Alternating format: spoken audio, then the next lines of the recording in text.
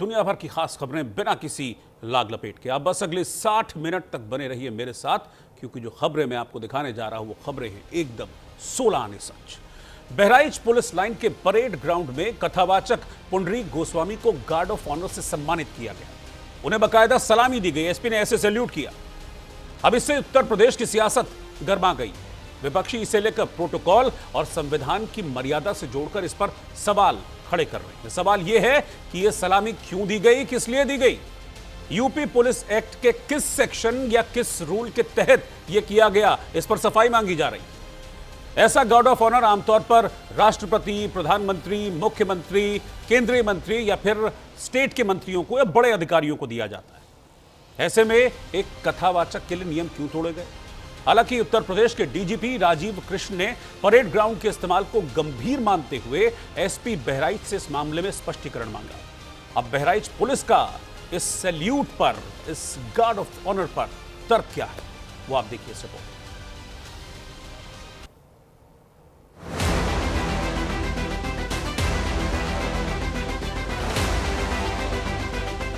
ये है कथावाचक पुंडरीक गोस्वामी।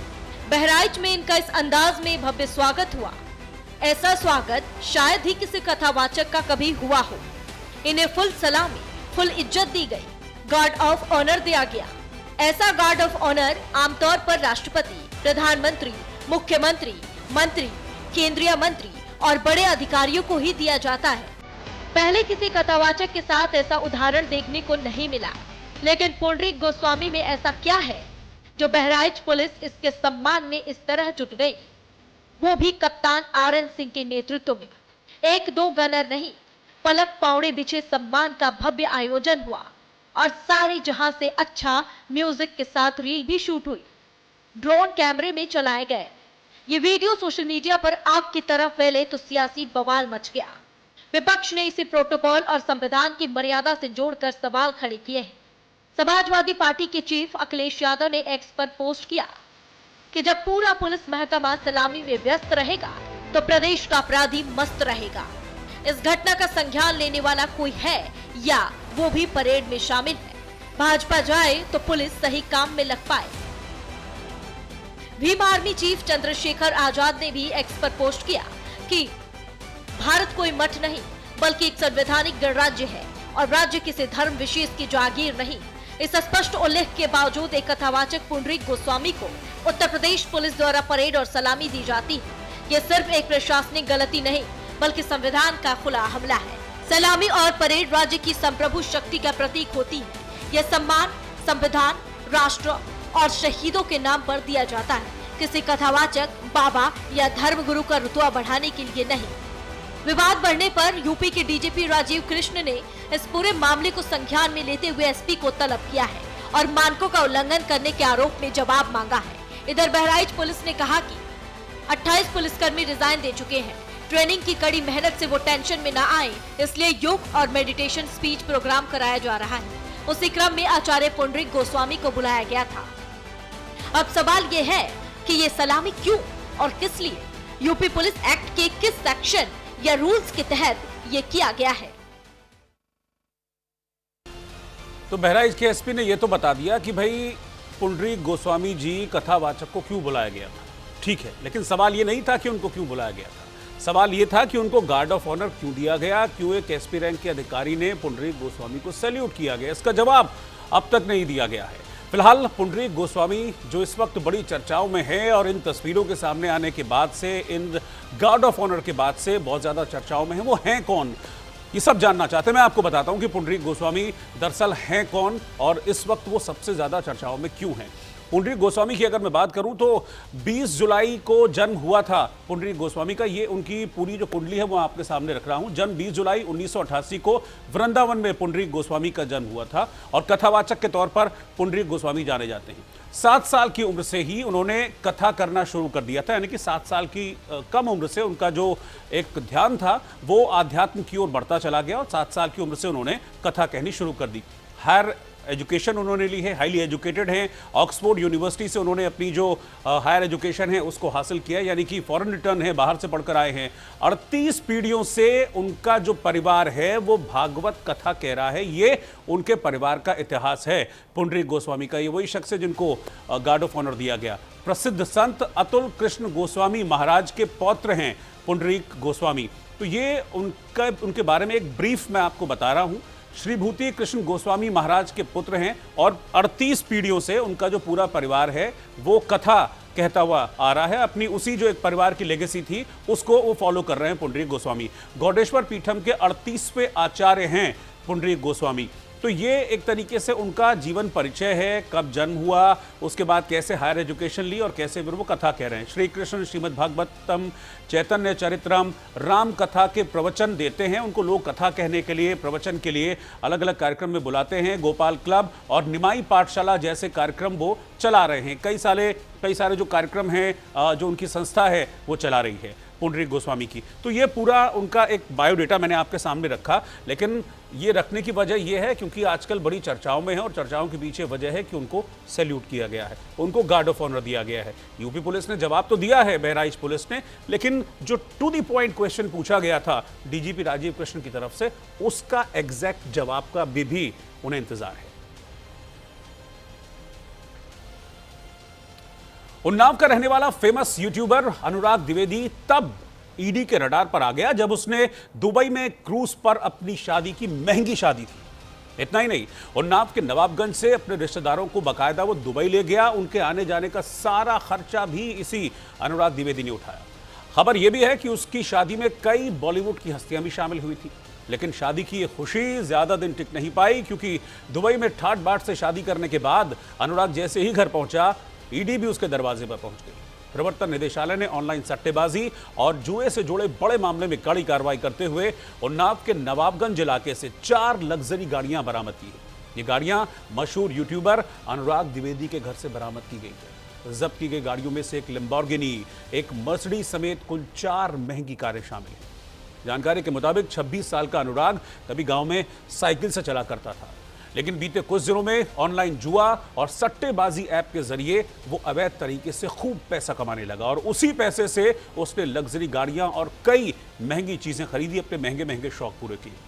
जांच एजेंसियां कह रही हैं कि इन ऐप से होने वाली कमाई को अलग अलग तरीकों से इधर उधर घुमाया गया और फिर उसी पैसे से लग्जरी गाड़ियां और बाकी की महंगी चीजें खरीदी गई। उन्नाव का ये लाल कैसे ईडी के शिकंजे में फंस गया, देखिए रिपोर्ट।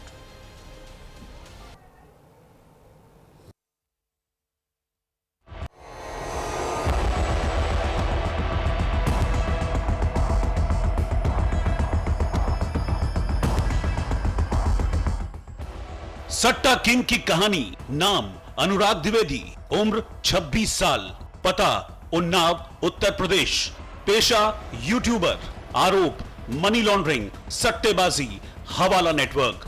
ईडी का एक्शन, 10 करोड़ की गाड़ियां जब्त। साइकिल से सुपरकार तक का सफर तय करने वाला यूट्यूबर अनुराग द्विवेदी ईडी के रडार पर है। जांच एजेंसी प्रवर्तन निदेशालय ने उसकी लैम्बोर्गिनी, मर्सिडीज, बीएमडब्ल्यू और थार कारें जब्त कर ली हैं। आरोप है कि उन्नाव के अनुराग द्विवेदी ने सट्टेबाजी के पैसों से करोड़ों रुपए बना लिए। ड्रीम 11, माई 11 सर्कल पर बड़ी जीतें क्लेम की और 200 से 300 करोड़ कमाए। इसके YouTube चैनल पर 7 मिलियन से ज्यादा सब्सक्राइबर हैं, जहां match prediction, grand league teams और टिप्स देता है। तो इंस्टाग्राम पर 2 मिलियन से ज्यादा फॉलोअर्स हैं।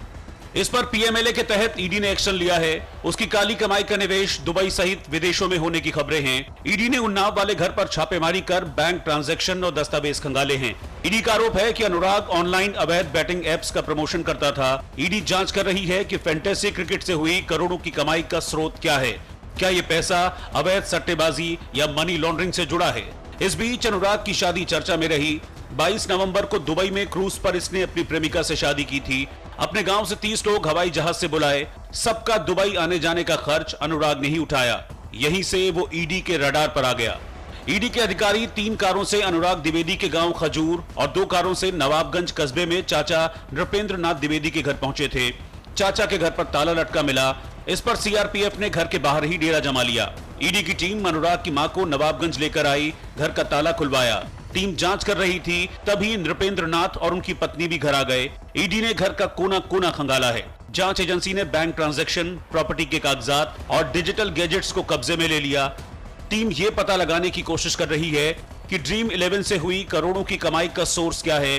क्या इस पैसे का इस्तेमाल किसी अवैध नेटवर्क को चलाने में किया गया? क्या इस धन को अवैध तरीके से भारत से बाहर भेजा गया और फिर उसे वैध धन के रूप में वापस लाया गया? नेटवर्क में और कौन कौन से लोग शामिल हैं? आने वाले दिनों में अनुराग द्विवेदी और उनके करीबी सहयोगियों से पूछताछ हो सकती है। अनुराग ने करीबी दोस्तों से कई बीघा जमीन भी खरीदी थी। लखनऊ की गोल्फ सिटी में 2 साल पहले लग्जरी फ्लैट भी खरीदा था। इन सौदों की डिटेल भी ईडी खंगाल रही है। जानकार बताते हैं कि अनुराग क्रिकेट मैचों के सट्टेबाजों के संपर्क में आया। इसमें उसने लाखों रुपए गंवा दिए। जब ये बात उसने परिवार वालों को बताई तो पिता ने उसे कड़ी फटकार लगाई। इसके बाद अनुराग नवाबगंज में रहने वाले अपने दोस्त संजीत कुमार के साथ दिल्ली चला गया। यहीं से उसका जीवन बदला और फिर वो दुबई चला गया। इसके बाद अनुराग ने 7 जनवरी 2024 को लखनऊ के इंदिरा गांधी प्रतिष्ठान में तू कर लेगा नाम से अपना पहला ग्रैंड मीटअप किया। इस कार्यक्रम में 500 से ज्यादा फैंटेसी क्रिकेट प्रेमियों के शामिल होने का दावा किया गया। इस कार्यक्रम ने अनुराग की ब्रांड वैल्यू और फैन फॉलोइंग बढ़ा दी। इधर छापों के बाद अनुराग द्विवेदी ने एजेंसी का नाम लिए बिना कार्रवाई पर तंज कसा है। अपनी इंस्टाग्राम स्टोरी में अनुराग ने लिखा, सफर यहां तक आसान नहीं था। 1 नहीं, 2 नहीं, करोड़ों ने हाथ खींचे। किसी ने पैर, किसी ने दिल, दिमाग, शरीर, आत्मा, सब पर जोर लगाया। संघर्षों के रास्ते चुने, खुद के लिए कभी जिया ही नहीं। मेरे साथी पास थे, जबकि बड़े बड़े ऑफर टेबल पर पड़े थे। 2025 में विभाग को मुझसे न जाने क्या समस्या हुई जिन्हें इतना टैक्स दिया। आज देखो हर तरफ वही तलवार और भाला लेकर खड़े हैं। उन्हें अपनी मजबूरी कैसे बताऊं, अपनी जरूरतें कैसे जताऊं, जब सही चीज को गलत साबित करने पर वो अड़े हों। और इस बीच ईडी ने एक और बड़ा एक्शन लिया है। ईडी ने सट्टेबाजी केस में पूर्व cricketer Yuvraj Singh, Bollywood actor Sonu Sood, actress Neha Sharma समेत कई सेलिब्रिटीज की संपत्तियां जब्त की हैं। सूत्रों के मुताबिक ईडी ने 1xBet मामले से जुड़े मनी लॉन्ड्रिंग केस में ये कार्रवाई की है। जिन लोगों की संपत्तियां, जिन सेलिब्रिटीज की संपत्तियां अटैच की गई हैं, उनमें कई बड़े नाम हैं, अलग अलग फील्ड के नाम हैं। युवराज सिंह क्रिकेट से जुड़े, रॉबिन उथप्पा क्रिकेट से जुड़े, इसके अलावा बॉलीवुड की अभिनेत्री उर्वशी रौतेला, सोनू सूद, मिमी चक्रवर्ती, अंकुश हाजरा, नेहा शर्मा, ये वो नाम हैं, बड़े नाम जिन्हें आप जानते हैं, जो सेलिब्रिटीज हैं। इन सब पर एक्शन हुआ है और इन सब की संपत्ति को ईडी ने अटैच कर लिया है। अवैध सट्टेबाजी ऐप 1xBet से जुड़े मामले में कुल 7 करोड़ 93 लाख रुपए की संपत्ति जब्त की गई। यानी कि मोटा मोटा अगर मैं बात करूं तो करीब 8 करोड़ की प्रॉपर्टी को अटैच किया है। और ये पहली बार नहीं है जब ईडी ने 1xBet मामले में किसी बड़े नाम के खिलाफ कार्रवाई की है। इससे पहले ईडी ने क्रिकेटर शिखर धवन से जुड़ी 4 करोड़ 55 लाख की संपत्ति और पूर्व भारतीय बल्लेबाज सुरेश रैना से जुड़ी 6 करोड़ 64 लाख की संपत्ति भी जब्त की थी। इन नई संपत्तियों की जब्ती के साथ 1xBet जांच में अब तक जब्त की गई कुल संपत्ति 19 करोड़ 7 लाख रुपए तक पहुंच गई है। प्रवर्तन निदेशालय ने संकेत दिया है कि अभी जांच चल रही है और जैसे जैसे उनकी जांच का दायरा आगे बढ़ता जाएगा, जैसे जैसे उनके हाथ सबूत लगते जाएंगे, आगे और एक्शन हो सकता है। 1xBet एक ऐसा ऐप है जो लोगों को ऑनलाइन सट्टेबाजी करने की सुविधा देता था। ईडी अब इस बात की जांच कर रही है कि क्या इस ऐप के जरिए कोई अवैध वित्तीय लेन देन हुआ है। जब ईडी किसी संपत्ति को जब्त करती है, जांच करती है, तो इसका मतलब ये होता है कि वो संपत्ति को अपने कब्जे में ले लेती है ताकि उसका इस्तेमाल जांच के लिए किया जाए। ये सुनिश्चित करना है। किन किन लोगों पर एक्शन हुआ है वो आप देखिए। सब celebrities, robin Uthappa, Indian cricket से आपने इनको खेलते हुए देखा है।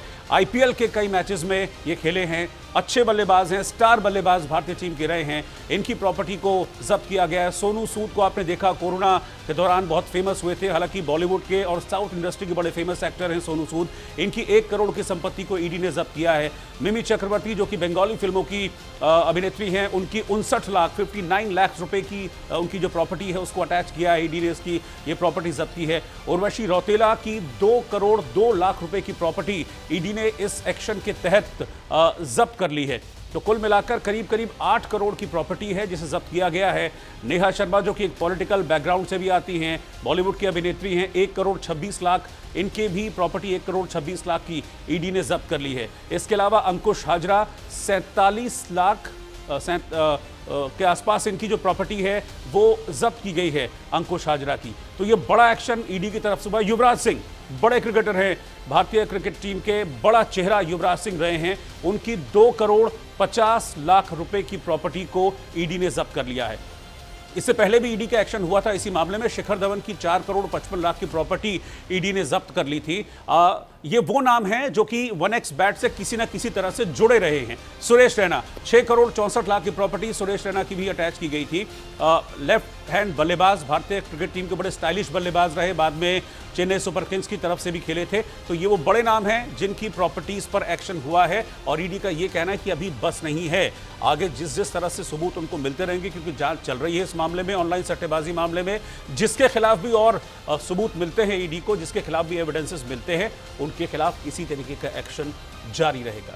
लेकिन एक्शन बांग्लादेश में भी हो रहा है और वो जबरदस्त एक्शन है, जबरदस्त हिंसा इस वक्त बांग्लादेश में चल रही है। शेख हसीना के विरोधी नेता उस्मान हादी की मौत हुई थी, हत्या हुई थी और उसके बाद से बांग्लादेश में हालात बेकाबू होते जा रहे हैं, हिंसा भड़की हुई है। वहां धर्म का अपमान करने के आरोप में एक हिंदू दीपू चंद्र दास को पीट कर मौत के घाट उतार दिया गया। हत्या के बाद शव को पेड़ से लटकाकर उसमें आग लगा दी गई। हिंदुओं और पत्रकारों पर वहां पर अटैक्स हो रहे हैं।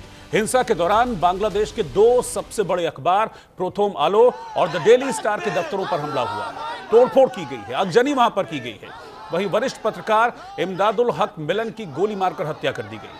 हमलावर बाइक पर आए और वारदात को अंजाम देकर फरार हो गए। दरअसल यह हिंसा उस्मान हादी की हत्या के बाद भड़की। हादी को 12 दिसंबर को चुनाव प्रचार के दौरान सिर पर गोली मार दी गई थी। इलाज के लिए उन्हें सिंगापुर ले जाया गया, लेकिन बचाया नहीं जा सका। 6 दिन बाद उस्मान हादी की मौत हो गई। इस बीच प्रदर्शनकारियों ने अवामी लीग के दफ्तरों, पूर्व मंत्रियों के घरों और यहां तक कि शेख मुजीबुर रहमान, जिनको बंगबंधु के नाम से जाना जाता है, उनके भी आवास में तोड़फोड़ की। ढाका यूनिवर्सिटी में शेख मुजीबुर रहमान हॉल का नाम बदलकर शहीद उस्मान हादी हॉल कर दिया गया है। बांग्लादेश में 12 फरवरी को आम चुनाव होने वाले हैं। फिलहाल बांग्लादेश में हालात इस वक्त बेहद तनावपूर्ण बने हुए हैं और सवाल यही खड़ा हो रहा है कि क्या बांग्लादेश इस हिंसा से उबर पाएगा? क्या इन हालातों में अगर नहीं सुधरे ये हालात तो क्या बांग्लादेश में चुनाव हो पाएंगे? कहीं ऐसा तो नहीं कि हालात और बिगड़ जाएंगे? और एक और चीज निकलकर सामने आ रही है कि ये जो पूरी हिंसा है, क्या ये हिंसा प्रायोजित तो नहीं है? क्योंकि इलेक्शंस आ रहे हैं और मोहम्मद यूनुस नहीं चाहते हैं कि इलेक्शंस हो, तो कहीं ऐसा तो नहीं है कि जमाते इस्लामी के साथ मिलकर किया गया ये मोहम्मद यूनुस का खेल है? हालांकि अब वो दुख जाहिर कर रहे हैं, लेकिन उनका दुख जो वो जाहिर कर रहे हैं, वो जो रोष प्रकट कर रहे हैं, जिस कार्रवाई की बात कर रहे हैं, वो सब कुछ झूठे नाटक से ज्यादा कुछ नहीं लगता। रिपोर्ट देखिए।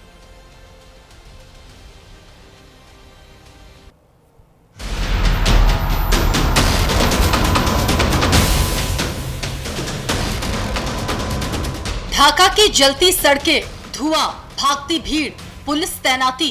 ढाका बांग्लादेश की राजधानी, जहां लोकतंत्र की तैयारी के बीच सड़कों पर अराजकता का सैलाब है।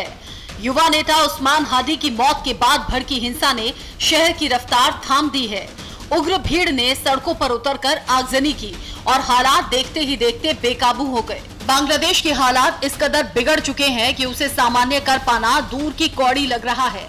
शेख हसीना की चुनी हुई सरकार को सत्ता से बेदखल करने के बाद बांग्लादेश में व्यापक पैमाने पर हिंसा फैली थी। हिंदुओं को खासकर निशाना बनाया गया था। अब युवा नेता और शेख हसीना की सरकार को जबरन सत्ता से हटाने वाले कथित विद्रोह का प्रमुख चेहरा रहे शरीफ उस्मान बिन हादी उर्फ उस्मान हादी की हत्या के बाद बांग्लादेश में एक बार फिर से हिंसा की आग भड़क उठी है।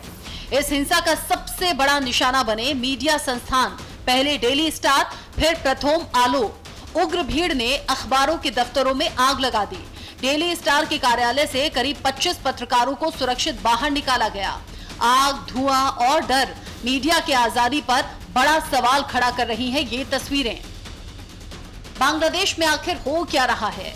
शाहबाग इलाके में तोड़फोड़, आगजनी, प्रथम आलो के दफ्तर को आग लगाई, डेली स्टार अखबार के ऑफिस में आग, भारतीय उच्चायोग में घुसने की कोशिश, भारत के राजदूत के घर के बाहर प्रदर्शन, आवामी लीग के दफ्तर पर हमला, शेख मुजीबुर रहमान के घर आगजनी, पूर्व शिक्षा मंत्री के घर को जलाया, शेख हसीना के घर को फूका, आवामी लीग समर्थकों पर हमले, हिंदू युवक की हत्या के बाद जलाया।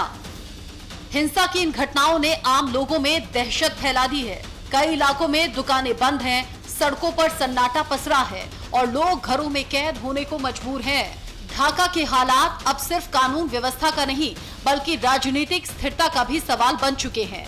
दरअसल बांग्लादेश के 2024 के छात्र आंदोलन के प्रमुख नेता शरीफ उस्मान बिन हादी की सिंगापुर में इलाज के दौरान मौत हो गई, जिसके बाद हिंसा ने जन्म ले लिया। सिंगापुर सरकार ने गुरुवार को मौत की पुष्टि की। 32 साल के उस्मान हादी को 12 दिसंबर को ढाका में गोली मारी गई थी, जिसके बाद उनकी हालत बेहद नाजुक बनी। कौन था उस्मान हादी? हादी का जन्म बांग्लादेश के झलकाठी जिले में हुआ। हादी के पिता एक मदरसे में शिक्षक थे। शेख हसीना विरोधी संगठन का नेता था उस्मान। इंकलाब मंच के बड़े चेहरों में गिना जाता था। इंकलाब मंच का प्रवक्ता था उस्मान हादी। ढाका 8 इस सीट से निर्दलीय उम्मीदवार था हादी। जुलाई 2024 में बांग्लादेश में छात्र विद्रोह हुआ। हिंसा के बीच इंकलाब मंच चर्चा में आया था। इंकलाब मंच ने शेख हसीना को चुनौती दी थी। इंकलाब मंच को लेकर राजनीति में विवाद रहा। कट्टरपंथी विचारधारा वाला संगठन है इंकलाब मंच। यूनुस सरकार ने इंकलाब मंच को भंग कर दिया था। संगठन से जुड़े हुए नेता राजनीतिक गतिविधियों में सक्रिय रहे। 12 दिसंबर 2025 को ढाका में हुआ हादी पर हमला। हमलावरों ने उस्मान हादी पर गोलियां बरसाई। उस्मान हादी के सिर में लगी थी गोली। हादी को तुरंत ढाका मेडिकल कॉलेज ले जाया गया। बाद में हादी को सिंगापुर एयरलिफ्ट किया गया। कई दिन तक तड़प तड़प कर हुई हादी की मौत। वहीं हालात की गंभीरता को देखते हुए बांग्लादेश की अंतरिम सरकार के मुखिया मोहम्मद यूनुस ने एक उच्च स्तरीय आपात बैठक बुलाई। बैठक में कानून व्यवस्था, मीडिया सुरक्षा और हिंसा पर नियंत्रण को लेकर मंथन हुआ। सरकार ने साफ संकेत दिए हैं, अराजकता फैलाने वालों पर सख्त कार्रवाई होगी। उस्मान हादी की मौत के बाद भड़की हिंसा ने बांग्लादेश को एक बार फिर से उसी मोड़ पर लाकर खड़ा कर दिया है। अब निगाहें सरकार के अगले कदम पर है। ढाका, जहां लोकतंत्र की तैयारी हो रही थी, वहीं सड़कों पर जलती आग ने हालात बदल दिए। युवा नेता उस्मान हादी की मौत ने गुस्से को हिंसा में बदल दिया। मीडिया दफ्तर जले, सड़कों पर दहशत छाई और सरकार के सामने सबसे बड़ी चुनौती कानून व्यवस्था और भरोसा बचाने की है। अब सवाल सिर्फ हिंसा रोकने का नहीं बल्कि बांग्लादेश के भविष्य को स्थिरता देने का है। Swati Saxena, news India. तो बांग्लादेश इस वक्त जल रहा है, या फिर अगर मैं सीधे तौर पर यह कहूं कि नफरत की आग में दहक रहा है, और नफरत हिंदुओं के लिए है, जिसकी तस्वीरें आज ऐसी आई कि बड़ी विभत्स तस्वीरें थी। कुछ ऐसी तस्वीरें हैं जो मैं आपको दिखा भी नहीं सकता, लेकिन बता जरूर सकता हूं। वो शख्स, वो हिंदू दीपचंद्र, जिसको मारा गया, मौत के घाट उतारा गया, जिसकी जलती हुई तस्वीरें आपने देखी, लेकिन उससे पहले किस तरह की हैवानियत उसके साथ की गई, वो तस्वीरें दिखाई नहीं जा सकती। जमीन पर वो शख्स पड़ा हुआ था और उसकी छाती को पैर से दल रहे थे ये कट्टरपंथी। ऐसी तस्वीरें आज कट्टरपंथ की बांग्लादेश से निकली हैं, जिसको पूरी दुनिया ने देखी है। प्रशांता कुमार शील इस वक्त ढाका से मेरे साथ लाइव जुड़ रहे हैं, पॉलिटिकल कमेंटेटर हैं। प्रशांता जी, ये क्या हो रहा है बांग्लादेश में? अभी आप मुझे मौजूदा स्थिति बता पाएंगे मुझे और सारे देश को कि इस वक्त बांग्लादेश में क्या हालात है? क्योंकि जो तस्वीरें मैं देख पा रहा हूं, उन तस्वीरों से सिर्फ और सिर्फ मुझे कट्टरपंथ दिखता है और कुछ नहीं। आप तो अच्छा बोलता है। तो कट्टरपंथी का ये तो आस्थाना है मेरा, बोलता है तो पाकिस्तान का मॉडल इधर में चलता है। आप तो देखते हैं पाकिस्तान का ज्यादा क्या तो पल्ले से होता है, इधर के अपने पल्ले से चलता है। स्पेशली ममी सिंह का घटना का, दीपू चंद्र दास का घटना, ये तो जनरल वर्कर है, गवर्नमेंट कर्मी है, काम करता है साधारण लोग के लिए। ये तो बोलता है धर्मावमानना है, कंटेम्प्ट, ब्लास्फेमी का आइन करता है। इधर में प्रकाश से दिवालों में अटैक करने के लिए, ये दीपू चंद्र दास के। एंड पैथेटिक इशू है, मरते मरते का आप तो खत्म करते गए एंड आगुन देते हैं, तो that is a very pathetic for the in sentiment. आप तो देखता हो कि इंकिलाब मंच का स्पोक पर्सन है उस्मान हादी का लिए मर्डर किया है फ्राइडे का होता हो। मेरा देखता हो इधर में सम पॉलिटिकल सम नैरेटिव आता हो, मेरे पॉलिटिकल यस्टरडे देखता हो इधर में सम इंडियन कंसुलेट ऑफिस का एम्बासी का अटैक आता हो फ्रॉम ढाका, चिटगांव एंड रसाई का आता हो। एंड संवाद माध्यम का, गणमाध्यम का, स्पेशली दिल्ली प्रथमाल ऑफिस का अटैक आता हो। ये क्या छायानट है ना, Chhayanaut is a cultural agenda based community. बिल्कुल, आपने ठीक शब्द का इस्तेमाल किया कि कल्चरल एजेंडा बेस्ड कम्युनिटी इस वक्त वहां पर देखने को मिल रही है। देखिए, उस्मान हादी की हत्या हुई, उनके परिवार के साथ पूरी सहानुभूति है। जो हुआ उस्मान हादी के साथ वो गलत हुआ, वो पॉलिटिकल राइवलरी की वजह से हुआ, जो अब तक की चीज सामने आ रही है। लेकिन मेरा सवाल यह है कि उसमें एक हिंदू दीप चंद्र दास की क्या गलती थी? वो भी तो बांग्लादेश का नागरिक था, वो भी तो बांग्लादेश में ही रह रहा था, उसका भी तो परिवार था बांग्लादेश में। उसकी क्या गलती थी जो एक पॉलिटिकल राइवलरी के चलते इन कट्टरपंथियों ने एक हिंदू को मार दिया, और वो भी इतनी बेरहमी से? और अब यूनुस झूठे आंसू बहा रहे हैं। ये तो बांग्लादेश के साधारण नागरिक का, संख्यालघु का इधर में आपके तो देखता हो संवाद माध्यम के भैया सेफ्टी सिक्योरिटी नहीं है। अदर बांग्लादेश के मूलधारा का गणमाध्यम है, डेली स्टार के प्रथम आलोक के देश संवादिक तो सत्या का बोलता है they are not safe. Minority issue का आपने क्या कैसे के सेफ करते हैं, ये तो बिग क्वेश्चन है।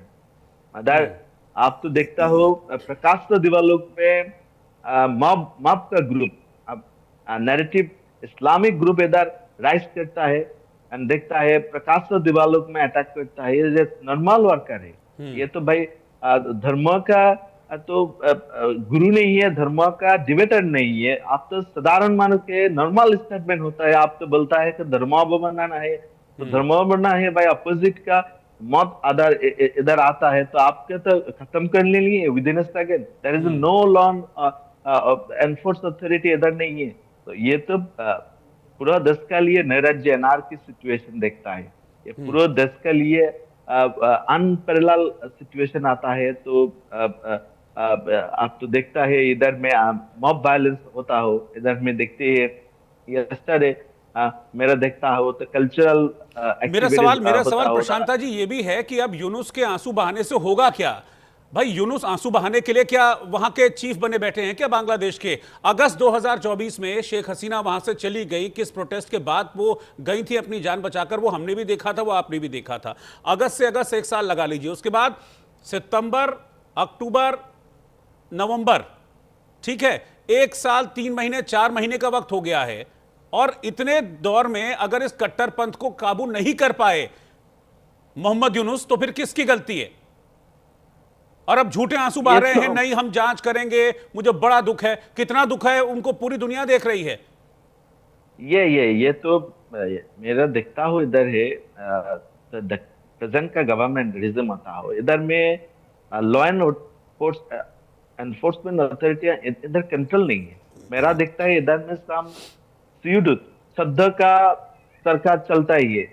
ये सद्दा का सरकार फॉरेन प्रेशर आता है, फॉरेन का लिए आता है। मेरा तो सामने रहा था कि पाकिस्तान का नाम आता है, यूएस के नाम आता है। हाँ। तो मेरा गवर्नमेंट प्रेजेंट गवर्नमेंट एक मिनट आप रुकिएगा, मैं आपके पास वापस लौटूंगा। जो टीवी पे तस्वीरें चल रही हैं उन तस्वीरों को जरा फुल फ्रेम एक बार उन तस्वीरों को दिखाइए। ये दीप चंद्र दास के घर वालों की तस्वीरें हैं, जरा आप देख लीजिए कि उनकी क्या हालत हो गई है। एक पिता रो रहा है, एक माँ रो रही है, एक भाई रो रहा है, बहन रो रही है कि कैसे मेरे परिवार के लोगों को मौत के घाट उतार दिया। और ये सिर्फ और सिर्फ कट्टरपंथ का जो चरित्र है बांग्लादेश का, बल्कि मैं कहूंगा जो रक्त चरित्र है बांग्लादेश का यूनुस का, ये तस्वीरें उसको बता रही हैं। सुनिए, किसी का भी कलेजा कांप जाएगा इनकी रोना सुनकर।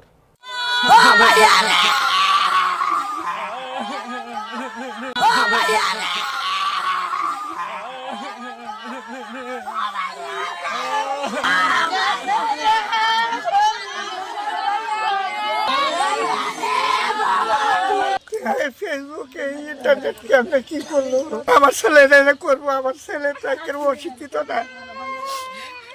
শিক্ষিত ছেলে, আপনার মনে হয় এই কামনা করবো? আমার ছেলে বিয়ে সাকে নেওয়ার কত লেখাপড়া করছে, लेकिन इनकी जो चीख है, इनकी आवाज में जो दर्द है, इनके रोने में, उसने हर किसी का कलेजा चीर दिया है। मेरा सवाल यह है कि क्या यूनुस ने पूरी तरीके से कट्टरपंथियों के हवाले, जमातियों के हवाले कर दिया बांग्लादेश को? जाओ और मारो हिंदुओं को, बहाना कुछ भी हो, निशाना हिंदू होना चाहिए। आप तो जो बोलता है ये तो देखता है सम का मलेशिया, पैरामलेशिया बाहिनी आता हो, फ्रॉम नाइजीरिया के देखता हो, अफ्रीका के देखता है, ये एक मेडल है। ये तो जमात के देयर एक्टिविटीज का रन करने लिए सम मॉब ग्रुप क्रिएट करना है, पैरामलेशिया बाहिनी कहता है। तो टारगेट इतना होता कि फर्स्ट ऑफ ऑल टारगेट का माइनॉरिटी आता हो, सेकंड टारगेट का एंटी इंडियन आता हो, एक्टिविटीज का बयान आता हो, थर्ड एक्टिविटीज आता हो इधर में कम आम लिखा था। तो दिस इज क्लियर आता हो from the people to people and साधारण लोग के लिए क्लियर आता हो। ये तो भैया प्रकाश दिवालों में तो हिंदू माइनॉरिटी वर्कर आता हो 27 का आपका वयस का दीपू चंद्र दास के, ये तो साधारण नागरिक है, नहीं तो धर्मगुरु है, पॉलिटिकल लीडर नहीं है, थियोलॉजिकल पर्सन नहीं है, नॉर्मल पीपल होता हो, वर्कर नहीं होता हो। ये के धर्मावलंबन भाई क्या करता है, I don't know what is an argument इधर में रहता है। तो दैट ये तो क्लियर है, पाकिस्तान का जैना मेडल है, पाकिस्तान का आपके देखता हो ये ना, ये एक हमारे एक मित्र हैं आपके बांग्लादेश में, हमारे एक मित्र हैं शोएब चौधरी जी, वो कहते हैं कि बांग्लादेश में इस वक्त जो है वो पाकिस्तान का डीएनए आ गया है और इसीलिए कट्टरपंथ बांग्लादेश में देखने को मिल रहा है। आप मेरे साथ बने रहिएगा। प्रशांत जी, मैं आपके पास वापस लौट रहा हूं। एक ब्रेकिंग न्यूज इस वक्त आ रही है बांग्लादेश से और बड़ी खबर यह है कि बांग्लादेश में हिंसा के बीच बॉर्डर पर सुरक्षा इस वक्त बेहद कड़ी कर दी गई है। पूर्वी कमांड प्रमुख ने तैयारियों का जायजा लिया है और किसी भी हालात से निपटने के लिए अलर्ट रहने के निर्देश भी दिए गए हैं।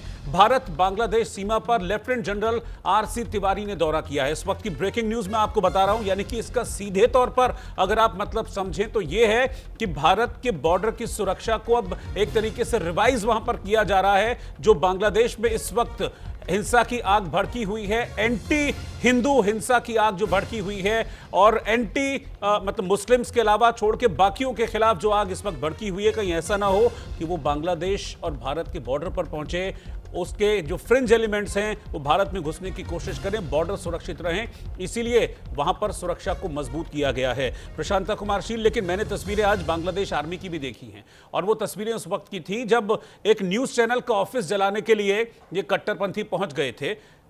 वहां की जो आर्मी है वो हाथ जोड़ रही थी कि अंदर जो लोग हैं उनको निकालने दीजिए, उसके बाद तुमको जो करना है वो कर लीजिए। अगर आप ऐसे हाथ जोड़ेंगे तो ये कट्टरपंथी मानने वाले नहीं हैं। मुझे लगता है कि यूनुस ने इनके हाथ बांध दिए हैं क्या? ये तो एक्चुअली मेरा ऑब्जर्वेशन है, द गवर्नमेंट इधर में गवर्नमेंट नहीं, द मेन रीजन आता हो there is an political mandate आता हो, जनगण का सरासरी का पॉलिटिकल मैंडेट आता हो गवर्नमेंट एंड अदर मेरा जानता हो यूनुस सबका गवर्नमेंट है इधर है, ये तो सरासरी डायरेक्ट का जनगण का वोट निर्वाचित प्रतिनिधि नहीं, ये तो गणोभुत्थान का सरकार है। So that's the problem you can talking about that. तो ये तो गलत रहता है। आप तो कंट्रोल करने लिए दस का समस्या का समाधान करने लिए आप लॉ एंड ऑर्डर अथॉरिटी का एवरीथिंग आपका कंट्रोल नहीं है। द मेन प्रॉब्लम आता हो इधर में वेरी सॉफ्टली, मेरा ऑब्जर्वेशन है ये तो है the touch of the political party के लिए जनगण के लिए सरकार आता हो, then you can control anything. But मेरा ऑब्जर्वेशन है ये तो जनगण के लिए सरकार नहीं है, पॉलिटिकल पार्टी हो और पॉलिटिकल मॉब ग्रुप आता हो और लॉ एंड ऑर्डर अथॉरिटी का आता है। ये तो भैया ये तो मॉब रूल ही चल रहा है बांग्लादेश में, मॉब रूल ही चल रहा है।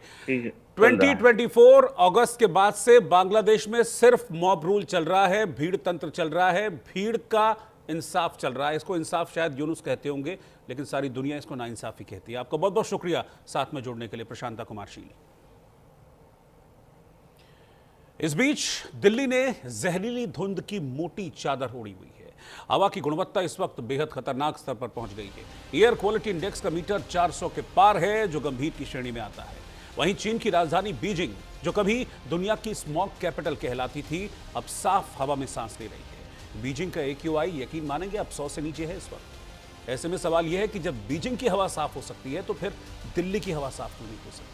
आखिरकार चीन ने ऐसा क्या कमाल कर दिया इन 10 सालों में कि 2014 में जो दुनिया का सबसे प्रदूषित शहर कहा जाता था, जहां की आबो हवा में जहर घुला हुआ था, शहर घने जहरीले धुएं से ढक गया था, वहां पर PM 2.5 का लेवल खतरनाक स्तर तक पहुंच गया था, वहां आज लोग साफ स्वच्छ हवा में सांस ले रहे हैं। दिल्ली जहां प्रदूषण की मार झेल रही है, वहीं बीजिंग की आबो हवा अब सुधर गई। अब सवाल है कि बीजिंग बदल सकता है तो दिल्ली क्यों नहीं? प्रदूषण से रण का बीजिंग मॉडल क्या है, ये आप देखिए।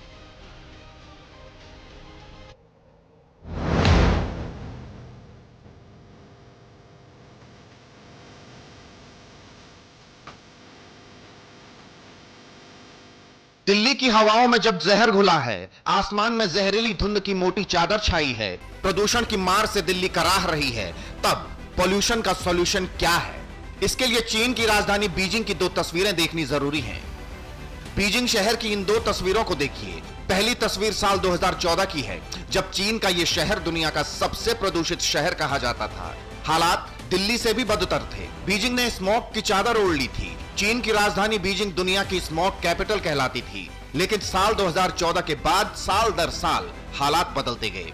चीन ने राजधानी से प्रदूषण कम करने के लिए कुछ सख्त कदम उठाए, जिसके बाद राजधानी की हवा बिल्कुल साफ हो गई। और दूसरी तस्वीर में आप देख सकते हैं कि 2025 तक बीजिंग के लोग साफ हवा में सांस लेने लगे। जो बीजिंग 2014 में दुनिया का सबसे प्रदूषित शहर था, वो 2025 में सबसे साफ हवा वाला शहर बन गया। लेकिन सवाल है कि चीन ने यह चमत्कार कैसे किया? कैसे सबसे प्रदूषित शहर की आबो हवा को बदल दिया? प्रदूषण कंट्रोल का बीजिंग मॉडल क्या है, अब यह भी समझ लीजिए। दरअसल चीन ने 2014 के बाद प्रदूषण कंट्रोल करने के लिए कई सख्त कदम उठाए। 10 साल का लंबा प्लान बनाया, जिसके तहत बीजिंग से सटे इलाकों की फैक्ट्री या तो बंद कर दी गई या फिर दूसरी जगह शिफ्ट हुई। प्रदूषण फैलाने वाली 2000 से ज्यादा फैक्ट्रियां बंद कर दी गई। इंडस्ट्री और घरों में कोयले के इस्तेमाल पर पूरी तरह से रोक लगाई गई और एनर्जी सप्लाई के लिए गैस और सोलर सिस्टम को अपनाया गया। होलसेल मार्केट, लॉजिस्टिक हब्स बंद कर दिए गए। इससे ट्रकों की आवाजाही कम हुई। गाड़ियों से होने वाले प्रदूषण कम करने के लिए सख्त नियम लागू किए गए। येलो लेबल वाली पुरानी गाड़ियां फेज आउट कर दी गई। इलेक्ट्रिक बस और पब्लिक ट्रांसपोर्ट को प्रमोट किया गया। गाड़ियों के ऑड इवन नंबर के हिसाब से चलने के दिन तय किए गए। कंस्ट्रक्शन से होने वाली धूल कंट्रोल करने के लिए नियम बनाए गए। नियम तोड़ने वालों की रियल टाइम मॉनिटरिंग कर सख्त जुर्माना लगाया गया। बीजिंग में नियमों के पालन के लिए एक सेंट्रल कंट्रोल सिस्टम है, जो रियल टाइम मॉनिटरिंग करता है और नियम तोड़ने पर भारी जुर्माना लगाता है। और इसी सख्ती और प्लानिंग का असर है कि साल दर साल बीजिंग की आबो हवा बदल गई। स्मॉग कैपिटल कही जाने वाली बीजिंग की हवा साफ हो गई। लेकिन सवाल है कि प्रदूषण कंट्रोल के लिए एक्शन प्लान बीजिंग ने तैयार किया, वो दिल्ली में क्यों नहीं? जब बीजिंग ने कर दिखाया तो दिल्ली क्यों नहीं? इन सवालों के बीच भारत में चीनी दूतावास की प्रवक्ता यू जिंग ने सोशल मीडिया प्लेटफॉर्म एक्स पर लिखा कि चीन भारत के साथ प्रदूषण का अपना अनुभव शेयर करने को तैयार है। उन्होंने लिखा, वायु प्रदूषण चीन और भारत दोनों के लिए एक साझा चुनौती है। चीन से बेहतर बहुत कम देश ये समझते हैं कि जटिल परिस्थितियों वाली घनी आबादी वाले बड़े विकासशील देश के लिए स्मॉग से निपटना कितना मुश्किल होता है। यही कारण है कि हम अपना अनुभव साझा करने को तैयार हैं। बीजिंग ने प्रदूषण कम करने के लिए कई सख्त कदम उठाए थे, जिनकी जानकारी चीनी दूतावास ने सोशल मीडिया पर शेयर की, जिसमें दावा किया गया कि चीन ने अपनी सभी पुरानी गाड़ियां जो प्रदूषण पैदा करती थी उन्हें धीरे धीरे कर हटा दिया गया। प्रदूषण कम करने के लिए कार की संख्या को कम किया गया। बीजिंग ने मेट्रो और बस नेटवर्क का विस्तार किया ताकि लोग निजी वाहनों की जगह पब्लिक ट्रांसपोर्ट का इस्तेमाल करें। इसी के साथ ही लोगों ने इलेक्ट्रिक गाड़ियों को बड़ी संख्या में अपनाया। बीजिंग के साथ ही आसपास के शहरों में सख्त नियम लागू किए गए। चीन ने बीजिंग में प्रदूषण कम करने के लिए जो मॉडल लागू किए वो प्रोएक्टिव और परमानेंट थे। चीन की सरकार ने कहा वहां लॉन्ग टर्म और स्ट्रक्चरल बदलाव किए गए, जबकि दिल्ली में ज्यादातर उपाय इमरजेंसी में अस्थायी तौर पर लागू किए गए हैं। हर साल सर्दी का मौसम आते ही जब दिल्ली प्रदूषण की मार से कराहने लगती है, तब सरकारों की नींद जागती है। नियम, कायदे, कानून बनते हैं और ताजा नियम बनाया गया है कि BS6 मानक के नीचे गाड़ियों की दिल्ली में एंट्री बंद कर दी गई है। बिना पॉल्यूशन सर्टिफिकेट की गाड़ी को फ्यूल नहीं दिया जाएगा। ईंट उद्योग, हॉट मिक्स प्लांट पर अस्थायी रोक लगाई गई है। कंस्ट्रक्शन वर्क पर रोक लगाई गई है।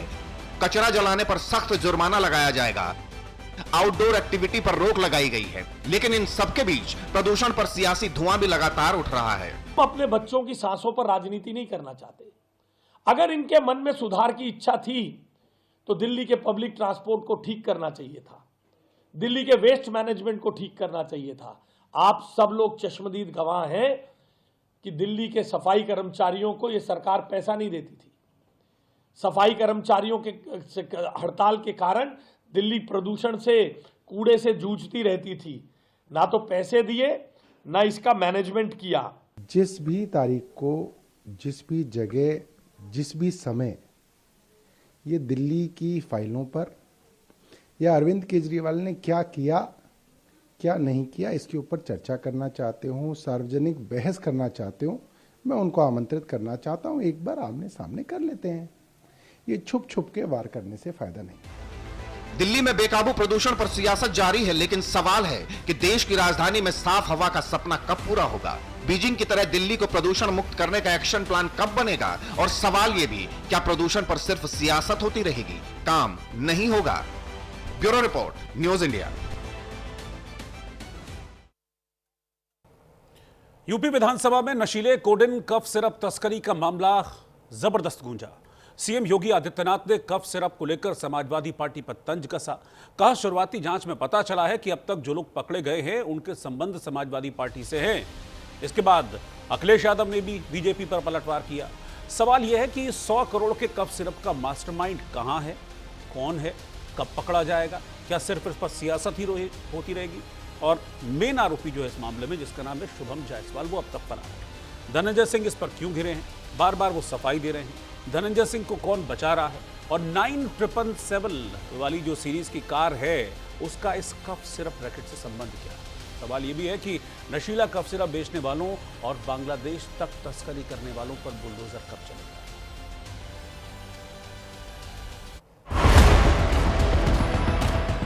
नशीले कोडेन कफ सिरप मामले में सियासत तेज हो गई है। यूपी विधानसभा में सिरप तस्करी का मुद्दा गूंजा। उत्तर प्रदेश विधानसभा के शीतकालीन सत्र में समाजवादी पार्टी के विधायक ब्रजेश यादव ने विधानसभा परिसर में साइकिल चलाकर कफ सिरप माफिया के खिलाफ विरोध दर्ज कराया। समाजवादी पार्टी के विधायक ब्रजेश यादव ने कहा कि देश भर में इस बात की चर्चा है कि बीजेपी के लोगों ने जहरीले कफ सिरप को पिलाने का काम किया, जिसमें गरीब बच्चों की जान गई और अरबों खरबों कमाकर लोग विदेश भाग गए। बीजेपी की सरकार ऐसे लोगों को संरक्षण देने का काम कर रही है। ऐसे लोगों को सरकार तुरंत गिरफ्तार करे और जेल भेजे। आज देखिए, जिस तरह से पूरे के पूरे प्रदेश में और देश में इस बात की चर्चा है कि भारतीय जनता पार्टी के लोगों ने जो जहरीली कफ सिरप पिलाई, जिससे गरीब के बच्चों को मारने का काम किया और अरबों खरबों रुपए कमाकर लोग विदेश भाग गए, और भारतीय जनता पार्टी की सरकार उन लोगों को संरक्षण देने का काम कर रही है। तो ऐसे लोगों को सरकार तुरंत गिरफ्तार करे, जेल भेजने का काम करे। समाजवादी पार्टी के शिकोहाबाद से विधायक मुकेश वर्मा ने कहा कि दवा के नाम पर जहर बेचा जा रहा है, बड़े बड़े लोग इसमें शामिल हैं। इनके घर बुलडोजर कब जाएगा? जहर का धंधा बंद किया जाए। विधायक ने कहा कि पहले कालीन भैया सुनते थे, अब कोडीन भैया आ गए हैं। विधायक मुकेश वर्मा गले में पोस्टर लटकाकर सदन पहुंचे और सत्ता पक्ष पर तस्करों को संरक्षण देने का आरोप लगाया। उन्होंने सरकार से पूछा कि जहरीले कारोबारियों के घरों पर बुलडोजर कब चलेगा? आप देख रहे हैं बेरोजगारी, भ्रष्टाचार, बेरोजगारी, भ्रष्टाचार, और अब तो सारी सीमाएं टूट गई। जहर बेच रहे हैं, दवाई के नाम पर जहर। मेडिसिन के नाम पे जहर, बड़े बड़े लोग शामिल हैं, धन्ना सेठ शामिल हैं। इनके घर कब बिल्डोजर जाएगा? इनके घर कब बिल्डोजर जाएगा? मासूम पूछ रहे हैं, मासूम तड़प रहे हैं, मासूम तड़प रहे हैं। अभिभावक को ये नहीं पता, जिसका पेशेंट एडमिट है उसे ये नहीं मालूम कि इनमें क्या है, ये पिला रहे हैं, क्या खिला रहे हैं। 60 कंपनियां खोली गई, 60 कंपनियां खोली गई और उसमें करोड़ों रुपए का, 10,000 करोड़ रुपए का टर्नओवर हुआ है। इससे पहले मुख्यमंत्री योगी आदित्यनाथ ने कोडीन कफ सिरप मामले को लेकर विपक्ष पर तीखा हमला बोला। यूपी विधानसभा सत्र से पहले सीएम योगी ने साफ कहा कि पुलिस ने एनडीपीएस एक्ट के तहत बड़े स्तर पर गिरफ्तारियां की हैं। उन्होंने आरोप लगाया कि इस अवैध तस्करी और माफिया नेटवर्क के तार समाजवादी पार्टी से जुड़े हुए हैं। लेकिन प्रारंभिक जांच में सामने आया है कि उससे जुड़े हुए जिन अभियुक्तों को एसटीएफ या यूपी पुलिस की कार्रवाई में पकड़ा गया है, उनके कुछ संबंध समाजवादी पार्टी से सामने आए हैं और समाजवादी पार्टी जो अपने कार्य के अनुरूप जिसका जो बदनाम हो चुकी है और पहले से कुख्यात है, इनके अवैध रूप से तस्करी के साथ साथ इससे जुड़े हुए अन्य जो महत्वपूर्ण पहलू होंगे, किन किन लोगों के पास ये धन गया है, ये बातें भी सबके सामने आएंगी और इस बारे में पूरी रिपोर्ट आने के बाद ही इसके बारे में कुछ कहा जा सकता है। लेकिन ये जरूर मैं कह सकता हूं कि जो सपा प्रमुख के द्वारा कहा जा रहा है, ये वही स्थिति है कि यही कसूर मैं बार बार करता रहा, धूल चेहरे पर थी और आईना साफ करता रहा। यानी फोटो इनकी है उन माफियाओं के साथ, तो स्वाभाविक रूप से अवैध लेन देन में भी संलिप्तता कहीं ना कहीं सामने आएगी। उप मुख्यमंत्री केशव प्रसाद मौर्य ने कहा कि समाजवादी पार्टी खुद सभी प्रकार के माफियाओं के साथ खड़ी रहती है। माफियाओं से रिश्ता टूट जाएगा तो समाजवादी पार्टी खत्म हो जाएगी। आरोपों में दम नहीं है, वो खुद ही इसमें फंस जाएंगे। कोडीन कफ सिरप के मामले में सरकार बहुत गंभीरता पूर्वक कार्रवाई कर रही है। जो भी इस मामले में दोषी अपराधी होंगे वो बख्शे नहीं जाएंगे। लेकिन आज मुझे एक फोटो प्राप्त हुई है जिसमें ये एक आलोक सिपाही है और एक ये डब्बू यादव है और ये श्री अखिलेश यादव है। बाकी सारे चेहरे आप पहचानते हैं। तो आलोक सिपाही बना सपाही, ये तो स्पष्ट चित्र दिखाई दे रहा है। तो समाजवादी पार्टी को इस पर जवाब देना चाहिए। समाजवादी पार्टी स्वयं सभी प्रकार के माफियाओं के संग खड़ी रहती है। माफियाओं से रिश्ता टूट जाएगा तो सपा खत्म हो जाएगी और इसलिए समाजवादी पार्टी इस प्रकार के जो आरोप लगाने का काम कर रही है, उसके आरोप में दम नहीं, वो स्वयं फंसती हुई नजर आ रही है। कोडीन कफ सिरप को लेकर योगी आदित्यनाथ को अखिलेश यादव ने जवाब दिया और एक्स पर पोस्ट किया, अब खुद फंस जाओ तो दूसरों पर इल्जाम लगाओ, ये खेल पुराना हुआ, हुक्मरान कोई नई बात बताओ। इधर यूपी में कोडीन कफ सिरप की तस्करी के मामले में सरगना शुभम जायसवाल समेत सभी आरोपियों को इलाहाबाद हाईकोर्ट से झटका लगा। जस्टिस सिद्धार्थ वर्मा और जस्टिस अचल सचदेव की डिवीजन बेंच ने सोमवार को एफआईआर रद्द करने और गिरफ्तारी पर रोक की मांग वाली 22 याचिकाओं को खारिज कर दिया। सवाल यह है कि 100 करोड़ के कफ सिरप का मास्टरमाइंड कौन है और ये सब कब पकड़े जाएंगे। मेन आरोपी शुभम जायसवाल फरार है। उसका पिता भोला प्रसाद कोलकाता से गिरफ्तार किया गया है। धनंजय सिंह क्यों घिरे, बार बार वो सफाई दे रहे हैं। धनंजय सिंह को कौन बचा रहा है। 9777 सीरीज वाली कार का कफ सिरप रैकेट से क्या संबंध है। अमित टाटा को धनंजय सिंह का करीबी बताया जा रहा है, जिसे अरेस्ट किया जा चुका है। सिपाही आलोक सिंह को भी गिरफ्तार किया जा चुका है। सवाल यह है कि नशीला कफ सिरप बेचने वालों और बांग्लादेश तक तस्करी करने वालों पर बुलडोजर कब चलेगा। Bureau report, news India. तो कोडीन कफ सिरप का मामला इतना बड़ा है कि विधानसभा में भी आज इसकी गूंज देखने को मिली और सीधे मुख्यमंत्री योगी आदित्यनाथ ने ये बात कह दी कि जो भी आरोपी अब तक पकड़े गए हैं उनका कहीं ना कहीं से कनेक्शन समाजवादी पार्टी को लेकर निकल रहा है। इस पर सियासत जारी है। अखिलेश यादव बीजेपी के क्या आरोप लगा रहे हैं अखिलेश यादव भारतीय जनता पार्टी पर, इसको लेकर वो मैं आपको यहाँ बड़ी बॉल पर दिखाता हूँ। दरअसल आरोप प्रत्यारोप चल रहा है। आज विधानसभा सत्र की शुरुआत हुई और वहीं पर आरोप प्रत्यारोप आज हो गए। योगी आदित्यनाथ ने कहा कि माफियाओं से रिश्ता टूट जाएगा तो समाजवादी पार्टी खत्म हो जाएगी। अखिलेश यादव कह रहे हैं ऐसे लोगों को सरकार तुरंत गिरफ्तार करे और जेल भेजे। फिर योगी ने कहा कि आरोपों में दम नहीं है, वो खुद ही इसमें फंस जाएंगे। इस पर अखिलेश यादव कह रहे हैं कि जहरीले कारोबारियों के घरों पर बुलडोजर कब चलेगा। एक दूसरे पर आरोप लगा रहे हैं। योगी ने कहा कि पुलिस ने एनडीपीएस एक्ट के तहत बड़े स्तर पर इस केस में गिरफ्तारियां की हैं। अखिलेश कह रहे हैं कि अरबों खरबों रुपए कमाकर लोग विदेश भाग गए, वो आरोप लगा रहे हैं। मतलब योगी ये कह रहे हैं कि इसका कनेक्शन समाजवादी पार्टी से है। समाजवादी पार्टी कहते हैं कि जब कुछ नहीं मिलता तो आप हमको उठाकर आरोप लगा देते हैं। तो ये विधानसभा में आज बड़ा दिलचस्प देखने को मिला। हालांकि योगी आदित्यनाथ ने ये बात उस वक्त कही जब विधानसभा का सत्र शुरू हो रहा था। उससे पहले मुख्यमंत्री के तौर पर योगी आदित्यनाथ ने एक मीडिया से बातचीत की थी। योगी आदित्यनाथ ने उस दौरान उन्होंने आरोप लगाए, जिसके बाद अखिलेश यादव ने ट्वीट करके ये आरोप लगाए हैं प्रदेश सरकार पर कि जब कुछ नहीं मिलता है तो समाजवादी पार्टी पर आरोप लगाना शुरू कर देते हैं ये लोग। इधर बिहार के मुख्यमंत्री नीतीश कुमार का एक मुस्लिम महिला का सार्वजनिक कार्यक्रम में बुर्का हटाने का विवाद थम नहीं रहा। जिस दिन से विवाद सामने आया है, रोज कुछ न कुछ नया इसमें हो रहा है। विपक्ष सीएम नीतीश पर पूरी तरह से हमलावर है। वहीं बिहार से लेकर उत्तर प्रदेश और जम्मू कश्मीर तक नीतीश कुमार का मुस्लिम महिला है उसका नकाब हटाने को लेकर सियासी पारा हाई बना हुआ है। लखनऊ में समाजवादी पार्टी के नेता हैं सुमैया राणा और श्रीनगर में पीडीपी के नेता इल्तिजा मुफ्ती ने हिजाब विवाद को लेकर सीएम नीतीश कुमार के खिलाफ पुलिस में शिकायत दर्ज कराई है। नीतीश को गिरिराज सिंह, संजय निषाद और तमाम नेता सपोर्ट कर रहे हैं बीजेपी और उसकी सपोर्टिव पार्टी की, और कह रहे हैं कि नीतीश कुमार ने सही किया है। अगर हिजाब में गलत नियुक्ति हो जाती तो क्या नीतीश कुमार को लोग छोड़ देते?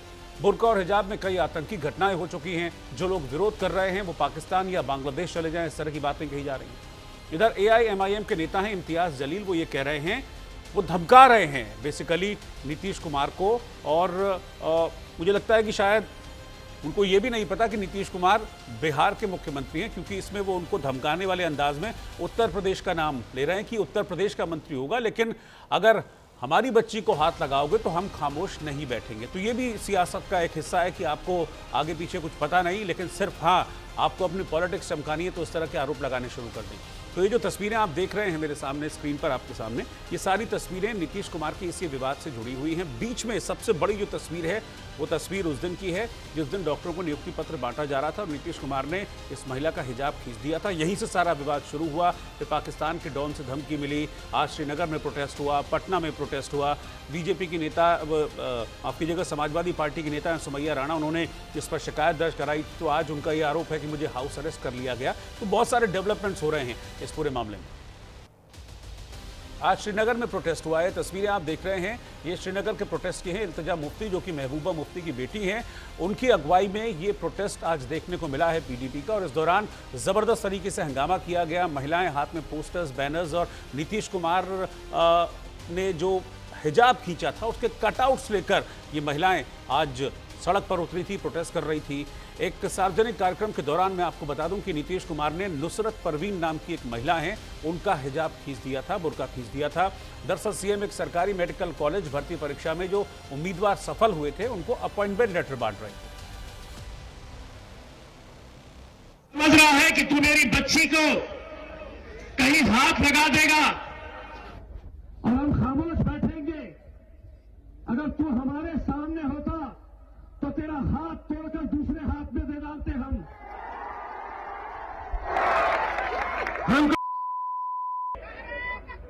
तो दूसरी जमात के हम नेता नहीं है जहां पर हम अपनी बच्चियों की ऐसी बेइज्जती, ऐसी शर्मनाक बात हम सुनेंगे।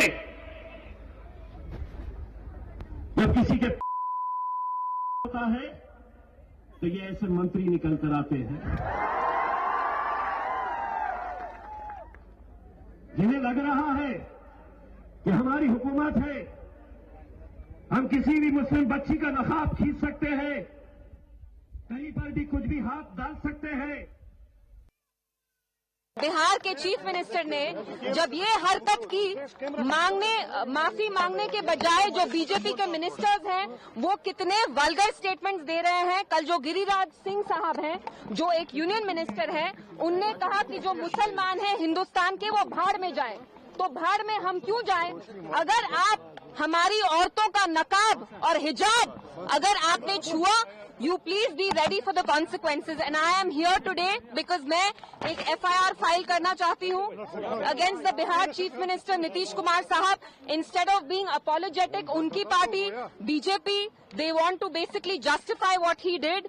अगर हमने किसी हिंदू बच्ची का खुदा ना खास्ता घूंघट उठाया होता तो आप मुझे बताइए कंट्री में अभी क्या माहौल होता है। तो नीतीश कुमार के एक महिला का हिजाब हटाने की कोशिश करते हुए जो वीडियो वायरल हुआ है उस पर तमाम तरीके के रिएक्शंस आ रहे हैं। उस पर एक और रिएक्शन सामने आया है। गवर्नमेंट तिब्बी कॉलेज एंड हॉस्पिटल के प्रिंसिपल प्रोफेसर मोहम्मद महफूजुर रहमान ने कहा है कि मुख्यमंत्री ने हिजाब नहीं खींचा, उन्होंने उसे हटाने के लिए कहा था। सीएम ने सच में उसे अपने हाथों से हटाया था, उन्होंने उसे खींचा नहीं था। इसे गलत तरीके से बताया जा रहा है।